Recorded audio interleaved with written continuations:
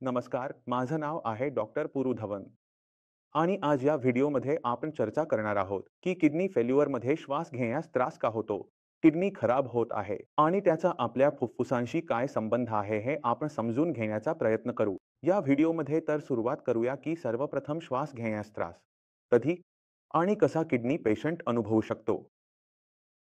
तर जर तुम्हाला किंवा तुमच्या ओळखीच्या कोणाला ज्याची किडनी खराब होत आहे, चालताना श्वास फुलतो, तर ते वेगळ्या दिशेने इशारा करते. जर त्याच पेशंटला जेव्हा आपण झोपवतो, जेव्हा तो झोपण्यासाठी आडवा होतो, त्याची श्वास उखडायला लागते, तर ते वेगळ्या कारणामुळे होत असते. आता हे काय काय कारणे आहेत, का होते हे आपण सखोलपणे समजून घेऊया. जर किडनी फेल्युअरमध्ये रक्ताची कमतरता होत असेल, कारण किडनी कमी काम करत आहे, शरीरात हिमोग्लोबिन तयार होत नाही, हिमोग्लोबिन 5-6च्या आसपास आहे, अशा पेशंटला जर जिने चढावे लागले तर श्वास फुलेल, 10 पावले चालले तरी श्वास फुलेल, शरीरात खूप कमजोरी असेल, शरीर उचलणार नाही, पेशंट नेहमी झोपलेला राहील. तर जर आपल्या शरीरात रक्ताची कमतरता असेल तर आपल्याला श्रम करण्यास त्रास होतो, थोडेसे काम केल्यावर श्वास फुलतो, कारण आपल्या शरीराची ऑक्सिजनची गरज जास्त आहे, पण इतके रक्त आपल्या शरीरात नाही. त्यामुळे आपल्या फुफ्फुसांनी ऑक्सिजन आत घेणे सुरू केले, कारण संपूर्ण शरीराला वेगाने ऑक्सिजन द्यावी लागते. कारण हिमोग्लोबिन कमी आहे, त्यामुळे आपल्या फुफ्फुसांवर दबाव येतो, आपला श्वास उखडायला लागतो. तर हे तुम्हाला लक्षात ठेवावे लागेल. दुसऱ्या प्रकारची श्वास उखडण्याची समस्या आम्ही सांगत होतो, ती तेव्हा होती जेव्हा पेशंट घेतो. तर किडनी फेल झालेल्या पेशंटमध्ये आणखी एक समस्या दिसून येते की पेशंटच्या पायांमध्ये पाणी भरलेले असते. तुम्ही विचार करा की तुमच्या पायांमध्ये पाणी भरलेले आहे. जेव्हा तुम्ही झोपाल, तुमचे पाय वरच्या दिशेने येतील. तुमचे फुफ्फुसे आहे आणि पाय तेच पातळीवर येतील. जेव्हा तुमचे पाय आणि तुमची फुफ्फुसे एकाच पातळीवर येतील, तेव्हा तुमच्या पायांमधून पाणी तुमच्या फुफ्फुसांमध्ये जाईल. तर काय होईल? तुम्ही 5 ते 10 मिनिटे झोपाल. तुम्हाला असे वाटायला लागेल की माझ्या श्वासांना त्रास होत आहे, मला गुदमरल्यासारखे वाटत आहे, असे वाटेल. जणू तुम्ही पाण्यात उडत आहात. कारण तुमच्या फुफ्फुसांमध्ये पाणी भरत आहे. तुमच्या ऑक्सिजन वाहून नेण्याची क्षमता किंवा फुफ्फुसांच्या विस्तारण्याची ताकद कमी होते. कारण तिथे पाणी भरल्यामुळे पायांमध्ये पाणी का भरत आहे? कारण सर्व किडनी फेल पेशंट्समध्ये हा त्रास होत नाही. तर काहीतरी कारण असेल ज्यामुळे पायांमध्ये पाणी भरायला सुरुवात होते. तर आता आपण ते समजून घेण्याचा प्रयत्न करूया.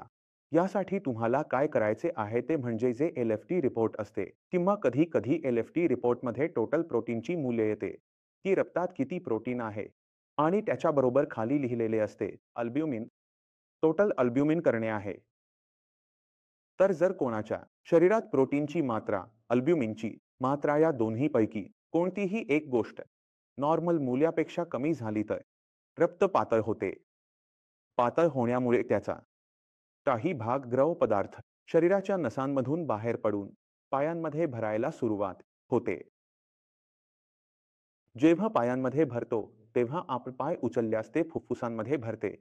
त्यामुळे प्रोटीनच्या कमतरतेमुळे तुम्हाला पायांमध्ये सूज येते.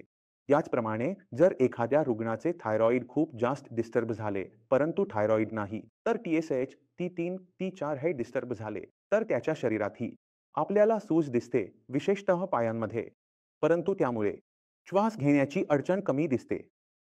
तर आपल्याला हेमोग्लोबिन पूर्ण करावे लागेल. आता आपल्याला हेमोग्लोबिन किडनी फिल्ट्रेशनमध्ये पूर्ण करायचे आहे. तर आपल्याला प्रोटीनकडे लक्ष द्यावे लागेल. आहारात आयर्नकडे लक्ष द्यावे लागेल. फॉलिक ॲसिड, व्हिटॅमिन बी याकडे लक्ष द्यावे लागेल. म्हणजे शरीरात रक्त तयार होईल. कोणत्याही प्रकारे रक्त तयार होईल. शरीरात रक्त तयार होण्यास सुरुवात होते. त्यामुळे आपल्याला चालण्यात येणारी अडचण, श्वास लागणे हे सोडवले जाते.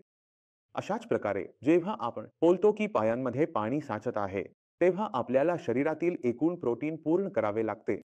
आता प्रोटीन ही अशी गोष्ट आहे की जर आपण किडनीला फिल्ट्रेशनसाठी दिले तर क्रिएटिनिन तयार होते.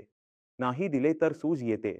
त्यामुळे याचे साधे लक्ष ठेवायचे आहे की आपले फुफ्फुसे आपल्या किडनीपेक्षा कितीतरी पटीने महत्वाची असतात, कारण किडनी पूर्णपणे खराब झाली तर डायलिसिस होईल. लोकांना भीती वाटते, पण जर फुफ्फुसे खराब झाली तर व्हेंटिलेटर आहे. तर व्हेंटिलेटर आणि डायलिसिस यापैकी एक निवडायचे असेल तर कोणाला निवडाल? डायलिसिसला नाही का? म्हणूनच तुम्ही कधीही तुमच्या फुफ्फुसांना खराब होऊ देत नाही.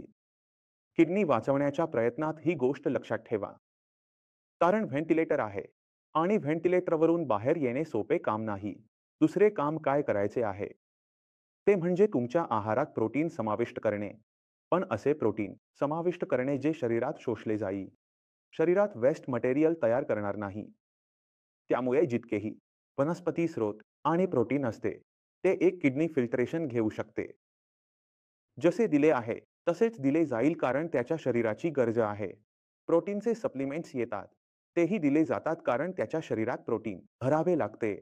आपल्याला युरिनमध्ये जो प्रोटीन लॉस होत आहे, तोही थांबवायचा असतो. आता शरीराबाहेर जाणारे प्रथिने त्याने जाऊ नये म्हणून जेव्हा आपण पेशाबमध्ये प्रोटीन कमी करतो, आहारात वाढवतो, तेव्हा जे आपण आहारात घेतले आहे ते शरीरात टिकायला लागते. रक्तातील प्रोटीन वाढायला लागते. पोटाची सूज कमी होऊ लागते आणि फुफ्फुसांचे संरक्षण करण्यासाठी डायुरेटिक औषधेही ठेवली जातात, जेणेकरून शरीरातील पाण्याचे प्रमाण कमी राहील, ज्यामुळे फुफ्फुसांना त्रास कमी होईल आणि रात्री झोपताना श्वास घेण्याची समस्या येणार नाही. म्हणून मला आशा आहे की जर तुम्ही हा व्हिडिओ इथपर्यंत पाहिला असेल तर तुम्हाला समजले असेल की किडनी फेल होण्याच्या स्थितीत का समस्या येते, कोणत्या प्रकारची समस्या येते आणि त्याचे समाधान काय असते. तरीही मनात काही शंका राहिली असेल, काहीही विचारायचे असेल तर तुम्ही मला विचारू शकता. यासोबतच मी तुम्हा सर्वांकडून निघण्याची परवानगी घेऊ इच्छितो. पुढच्या व्हिडिओत भेटू, तोपर्यंत मजा करा.